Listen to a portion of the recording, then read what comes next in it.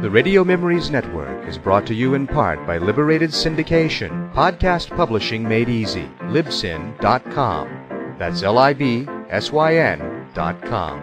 Gunsmoke trail, oh, tell me of days gone by, though alone you still wind your way.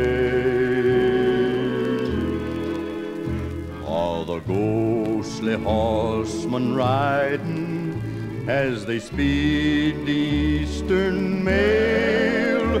It's up to you to see them through Gunsmoke Trail. Gunsmoke Trail.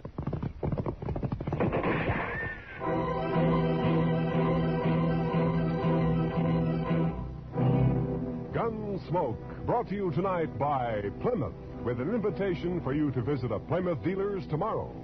Meet the new Plymouth and enter the big $25,000 contest.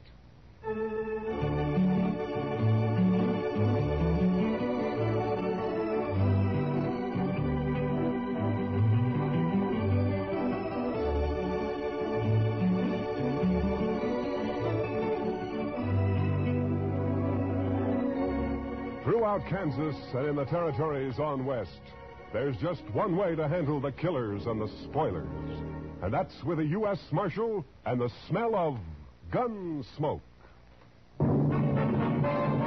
It's here, a new kind of low-priced car. The exciting 53 Plymouth, completely new, completely beautiful.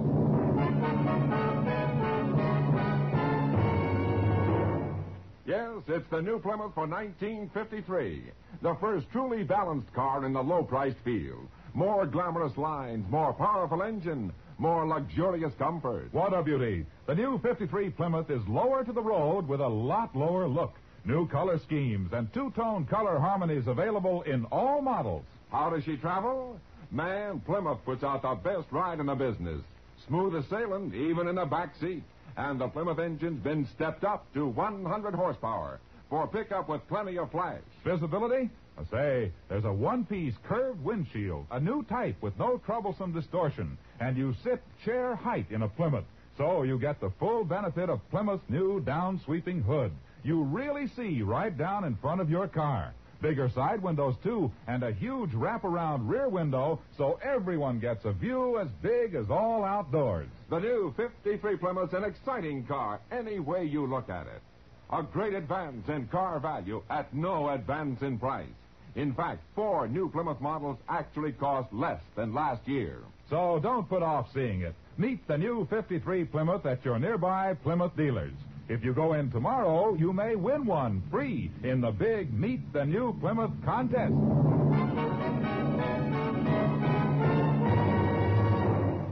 And now, Gunsmoke, starring William Conrad. The story of the violence that moved west with young America. The story of a man who moved with it. Matt Dillon, United States Marshal.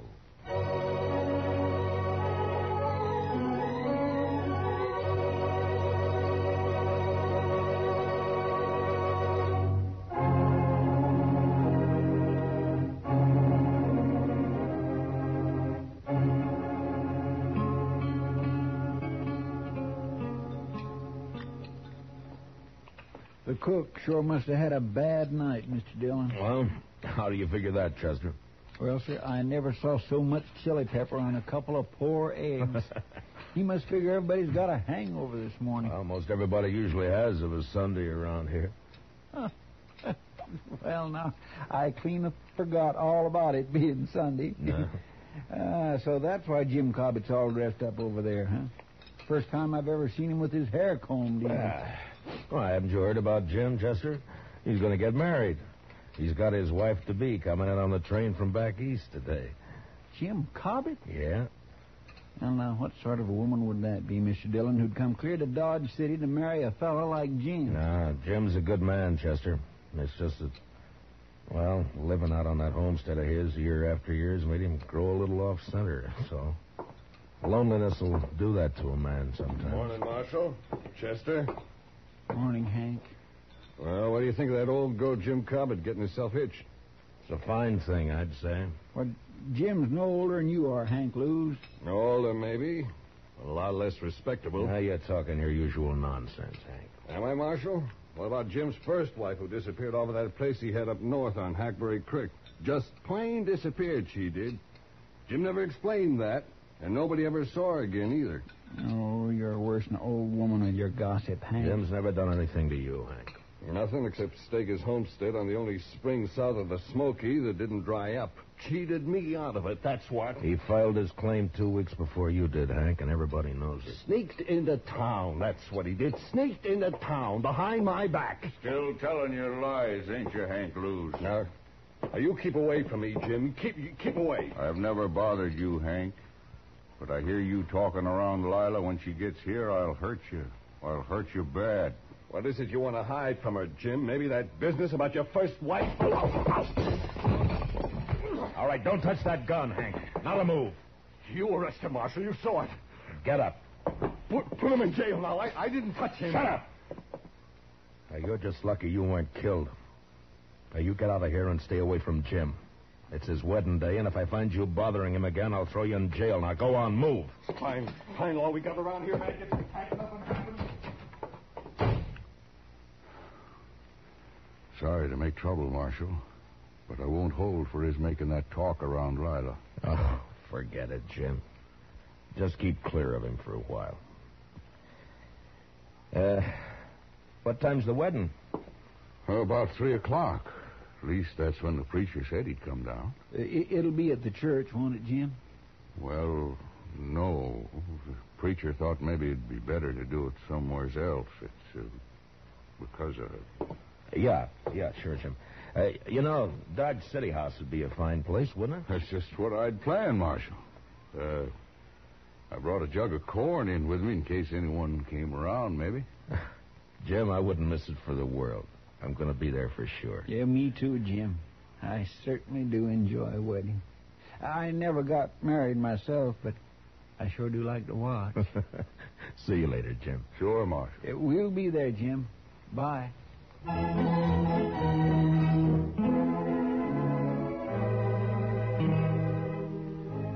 Jim's bride, Lila, turned out to be a handsome, high-strung woman with nervous black eyes and a manner that bespoke a gentle breeding and background. I watched her, and I wondered how she'd ever make out in this crude, raw country she'd chosen to come to. It was never mentioned how she and Jim had got together, but the few friends who gathered for the wedding didn't care. We were all pleased that Jim finally had a wife to break the loneliness that he'd set upon himself for so long. And after the brief ceremony at the Dodge City House, we told him so. Well, it's about time, Jim. If you don't mind my saying so, ma'am, you should have filed on him long ago. Why, yes. I mean, of course. Open the jug on the table there, Si. It's good corn. Well, thank you, Jim. My throat is a mite dusty. Help yourselves to the liquor, boys. Well, congratulations, Jim. And Miss Cobbett, my best wishes to you, ma'am. Thank you, Marshal Dillon. Now, you make Jim bring you to town and see us once in a while. He never came in much when he was alone out there. Oh, I'm sure he will, Marshal. I sure hope so, ma'am. Help yourself to the jug there, Chester. Well, thank you, Jim. If I can get it away from Si long enough, I will. You stay in here tonight, Jim? Well, no, Marshal. I brought the wagon on account of Lila here, and it's a slow way of traveling. Take a day and a half at best. But where will we sleep tonight, Jim? Oh, I got some blankets, Lila. We'll be fine. You mean out on the prairie? Sure. We'll bed down in the wagon if you're afraid of snakes. Oh, snakes can't get to you if you're in the wagon, man. But what about everything else? Indians. No Indians have been seen around here for months, I know. Oh, no, you're wrong, Jim. A man from Walnut Creek told me he run into some Pawnees a couple weeks ago. Only about a dozen, though. Pawnees? Well, they didn't bother him, did they, Si? No, they didn't, Marshal. Yeah, you see, Lila? Well, they didn't bother him because he saw him first. He hid himself under a bank in the creek. Are there Many Indians around? Oh, no, very few, man. Well, the Army's been after him pretty steady ever since them Crows raided the Gillette place. The Indians been making themselves scarce last few months. What happened at the Gillette place? They had a little trouble, that's all, Lila. Little trouble. They killed Bob and rode off with Mrs. Gillette and a child, that's all. Oh, no. Si, why don't you go get yourself another drink, huh? Yeah, well, I was just thinking about doing that. Well, now, I suppose it'll be easier on Mrs. Gillette once she learns to talk Crow, but still, it's a hard life on a white woman suddenly being made a squaw. Oh. The jug's almost empty, Si. You better hurry, huh? By golly, hey, fellers, I got another swatter coming. Liquor's working on the side, Lila. Don't pay him no mind. Jim, is it true what he said about that poor woman? Now, Lila, don't you fret about that. Is it true? I want to know, Jim. Yes. Jim, if you stayed in Dodge City tonight, well, you could start out before dawn tomorrow. Oh, Maybe no, Marshal. Jim thinks it's best we leave tonight. There's nothing to fear, Lila, but if you'd rather stay, we can... No, we'll go, Jim. If you'll excuse me, I'll go change into something more suitable. Goodbye, Marshal. Goodbye, ma'am. We'll see you in Dodge City real soon, I hope. Of course. I'll be down shortly, Jim.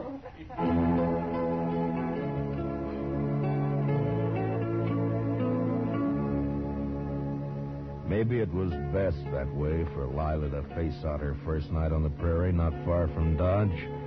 Nothing would bother him that close to town, and it'd make it easier for her on the next night. And they left. And that's all we heard about him for, a month or so. Gentle breeding and background. I watched her, and I wondered how she... Two boys were killed the next night, and another a few days after. But then things cooled off and became peaceable again. Hank Blues is in town, Mr. Dillon. Oh, no, Chester. Well, there ought to be a law against it, that's all. He said he was coming here to see you in a few minutes. Look, you talk to him, Chester. I think I'll go upstairs and pick on the doc for a while. Oh, he doesn't want to see me, Mr. Dillon. I'll send him up when he comes. Chester, no. Yes, sir, but he'll ask me where you are, sir, and then what am I going to tell him? Marshal, I want to talk to you. Well, all right, Hank. Go ahead, talk. You think I was lying about Jim Cobbett, don't you? Well, listen to this, Marshal. Lila's disappeared, too. What? I saw it with my own eyes. I saw she isn't there. What are you talking about, Hank? I'm telling you, Marshal, Lila's gone, just like Jim's first wife up on Hackberry Creek. She's plain disappeared. Well, go on. Well, I got a runty bay mare that's always running off, and I rode by Jim's place to see if he'd seen her. Jim was just sitting there, and he'd hardly pay me any mind at all. He was all alone, and when I asked him about Lila, he just walked off, wouldn't say a word. Well, maybe she was just out on the prairie somewhere. Then she stayed a long time. I was back next day and still didn't see her. Stock's gone, too. When was this, Hank? About a week ago. Now, Marshal, I think you ought to get out... I do my own thinking, Hank. Well, all right. But you better get out there, Marshal. I've told you now. Yeah, you've told me, and you can forget it. Just stay away from the Cobbett place, you understand? All right, Marshal, I've done my duty. You better do yours. Goodbye, Hank. Well, Goodbye.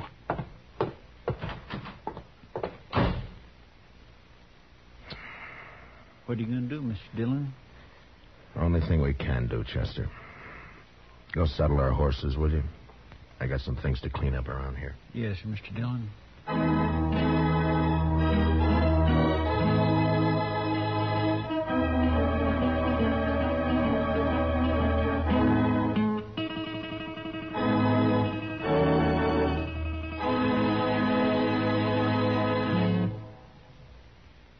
Big doings at all Plymouth dealers. Tomorrow, go in and meet the new Plymouth, the new kind of low-priced car. And enter the big $25,000 Meet the New Plymouth contest. All you do is look her over, compare, ask questions. There'll be people on hand to explain the new body design, new type suspension, new springing, how they combine to give you a ride that's unbelievably smooth. The first truly balanced ride in the low-price field. Believe me, you'll be enthusiastic. So just transfer that enthusiasm in 50 words or less to a contest entry blank. tell what you like most about the new, truly balanced Plymouth for 53. That's all there is to it. And you may win a 53 Plymouth or one of hundreds of cash prizes. But entries must be mailed by Monday midnight. So hurry. Get an official entry blank containing all the easy rules tomorrow when you go in to meet the new 53 Plymouth. Now, the second act of Gunsmoke.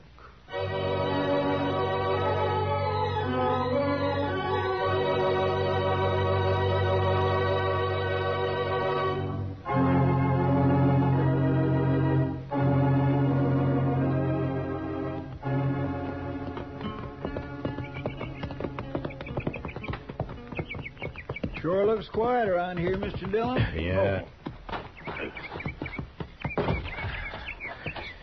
Yeah, come on. They're probably inside. You think Lila's here, don't you, sir? I will soon find out, Chester.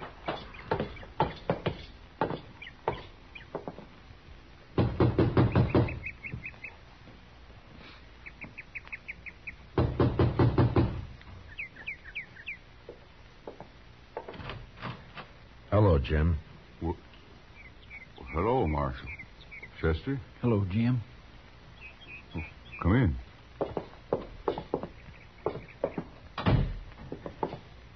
How have you been, Jim? Hank Lewis told you, didn't he, Marshal? Where is she, Jim? Hank Lewis said I killed her, didn't he, Marshal? Oh, now, Jim, you know I don't pay any attention to what Hank Lewis says. Then why'd you come here, Marshal? To help you, if you're in trouble. Lila isn't here. And I'm in trouble, all right. Well, what happened, Jim? Where is she? I don't know. What? Well, Injuns, party of Crows, they took her. They took her. Indians? My goodness. You mean you were raided here? Maybe 10 days ago, a war party, about 12 Crows. Well, what happened? Well, Lila was out there by the spring. It was just getting dark. I was sitting on the floor right there, mending the saddle I'd torn the stirrup off of when I heard her come running up the path out back. I was all in a sweat and yelling. Lila, what is it? Oh, I saw something out there. Oh, Jim. Jim, I think it was an Indian. Come inside, quick. Oh. Get on the floor in the corner there. How many did you see? Oh, just him. I saw his skin behind that little rise.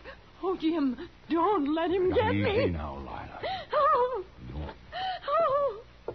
Well, I don't see a thing out of this window. Oh. Take a look over here. Oh. Nothing. Must have heard you yelling. Oh, Jim, what'll we do? Stand them off, that's all. Oh. Wait a minute. There's one. Oh, no. Getting hard to see. Jim, the other side. They'll sneak up on the other side. Might be one behind that log out there. Oh, no. But we'll just wait. Oh. They get bolder in the dark. I can pick them off easy. Oh, Jim. Jim, they'll carry me off like they did that other woman. I can't stand it, Jim. Here. Take that 6-shooter. Yeah, I will. I will. It won't take you while I'm alive. I promise you that, Lila. Wait a minute. They're down at the corral. Oh, no. They're after our horses. That'll show them. Here he goes. There was one behind that log. Oh, Jim, I can't stand it. Yeah, they're sneaking up on us. We'll just wait. Let them get in the open. Wait till a little more. Then when they jump and run on us,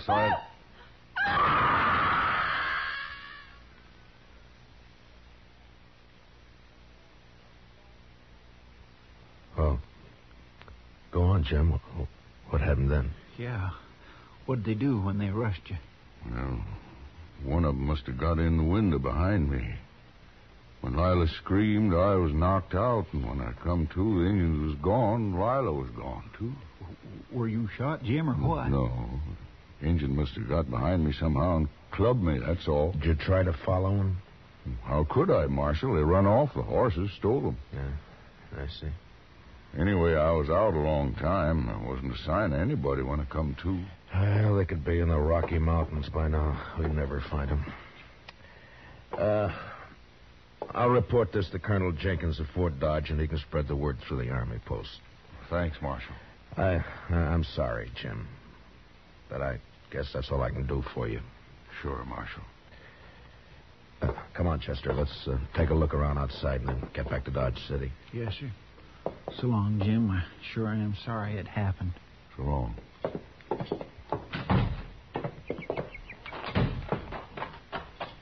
Jim's pretty broke up, Mr. Dillon. Yeah. That's terrible.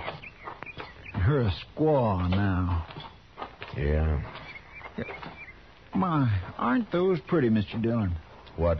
Hey, that bunch of columbine there, growing right in a row. I think I'll just put one in my hat. No, wait a minute, Chester. Huh?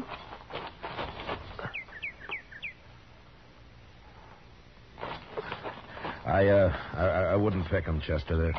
They're too pretty to pick, huh? Well, all right, sir. Jim's stock is gone, all right.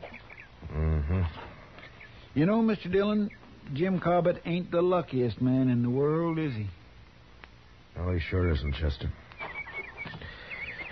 Come on, let's get out of here.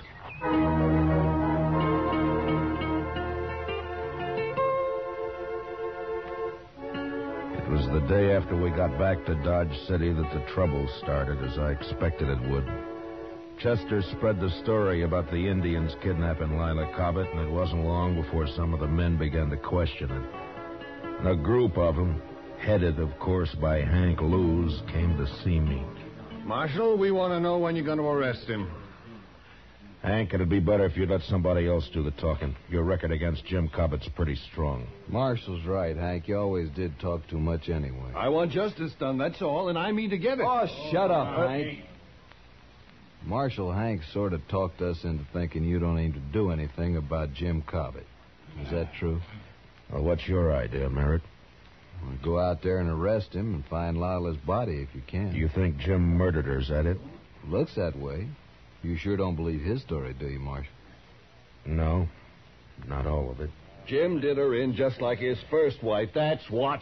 It's a sure thing, Marshal. No Indians would have stolen the woman and left Jim lying there without scalping him. Indians just being made that way. Merritt, I don't know what happened out there, but I'm going to find out. Then what are you waiting for, Marshal? The doc. The doc? What's he got to do with this? Miss Prillick had a baby this morning. The doc was up all night, and he's sleeping today. We're going to ride out to Jim's tomorrow. Well, I don't know what you need the doc for, but we'll wait and ride out with you. You won't ride anywhere, Hank. When I need a posse, I'll ask for it. And I don't want a single man of you anywhere near the Cobbett place. Is that clear? All right, now get out of here. I got work to do.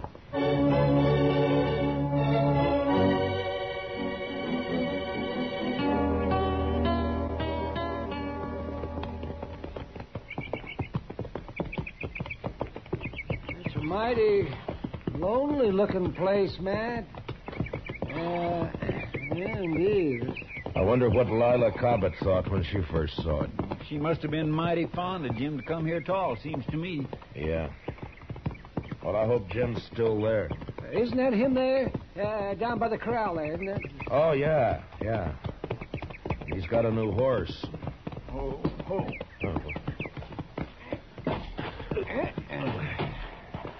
Hello, Jim. What are you doing here, Doc? I had to bring the doc, Jim, to perform a sort of autopsy. Autopsy? On Miss Cobbett. It's necessary, Jim, or I wouldn't do it. Marshal? Now, don't do it, Jim. You wouldn't have a chance. No. Take his gun, Chester. Yes, sir. All right, Jim, let's you and me go on into the house, huh? I don't imagine you want to watch this. Where is it, Matt? You want to tell him, Jim? Over there, under that row of columbines. Well, So, that's why you wouldn't let me pick any, Mr. Dillon. I watered the ground a lot to make it hard. It was a good job, Jim. Come on, let's go in the house. Shovels out back of the corral. I'll get it. All that water and it didn't do any good.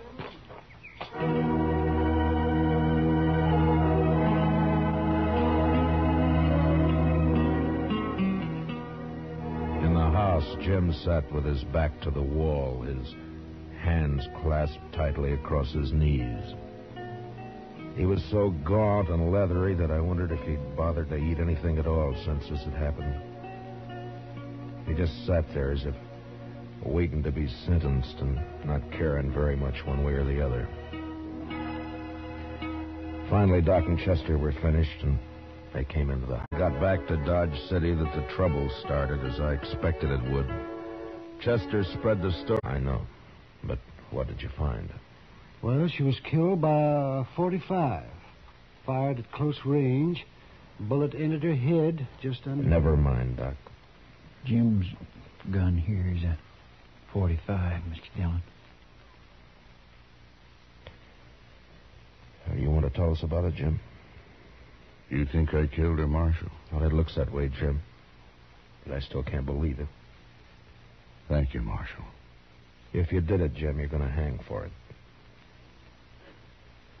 The crows didn't attack the house, Marshal. They never aimed to. They just dodged around out there, some of them, to cover for the ones that ran the stock off. They didn't want to fight, just to stalk. Yeah, it's happened before. Lila screamed and screamed. I guess she went kind of crazy. Then I heard a shot.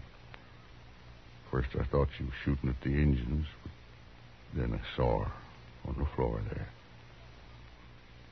I didn't care after that. They could have come right in there. They could have done anything they wanted. I didn't care. You'd given her your 6-gun, is that it? Yes. The crows didn't bother you after that? They just took the horses and left? I didn't care about them. I buried Lila out there right away. And I sat there on the ground all night. Everything had been all right, Marshal, but when Hank Lewis came by, I got scared. I didn't want to talk to him, but I knew what he'd say. So, I put water on the grave and tried to hide it. Except for the flowers I'd planted. I just couldn't not have planted flowers there. Yeah, he's telling the truth, Matt. Yeah, Jim isn't lying. No, sir, he certainly isn't. There's no reason I know of why Jim should stand trial. What about Hank Lewis, Mr. Dillon? He'll make trouble. The three of us here have heard the story and seen the evidence. Hank's talk doesn't mean a thing. I have no cause to arrest Jim.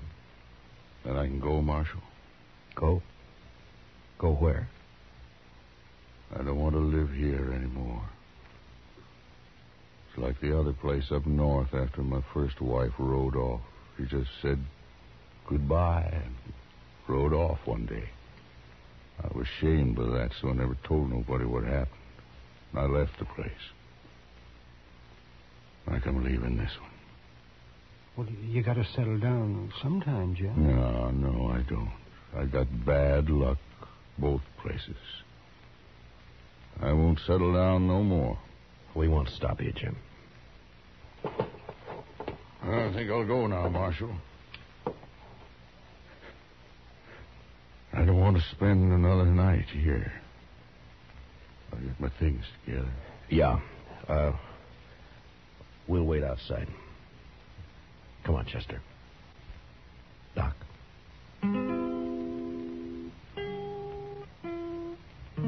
A half hour later, Jim was packed and ready to go. Silently, he shook hands with each one of us and then mounted and rode off.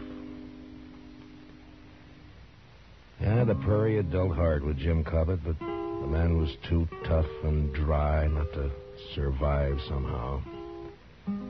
He wouldn't try again to be happy, but he'd live. He'd make his way.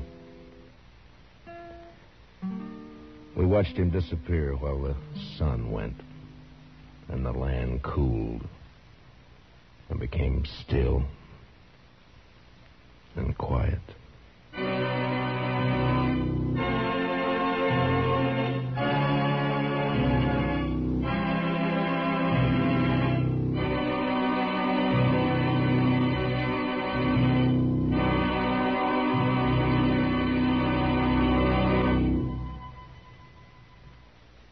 Hey, hurry! The big Plymouth contest closes Monday midnight. Your last chance to win a new 53 Plymouth free or a big cash prize.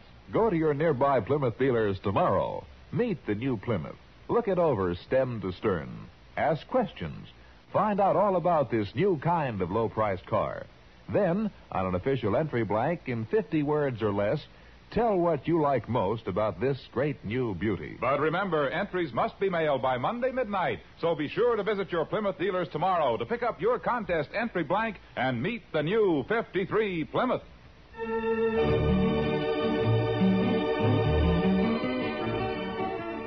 Gunsmoke, under the direction of Norman MacDonald, stars William Conrad as Matt Dillon, U.S. Marshal.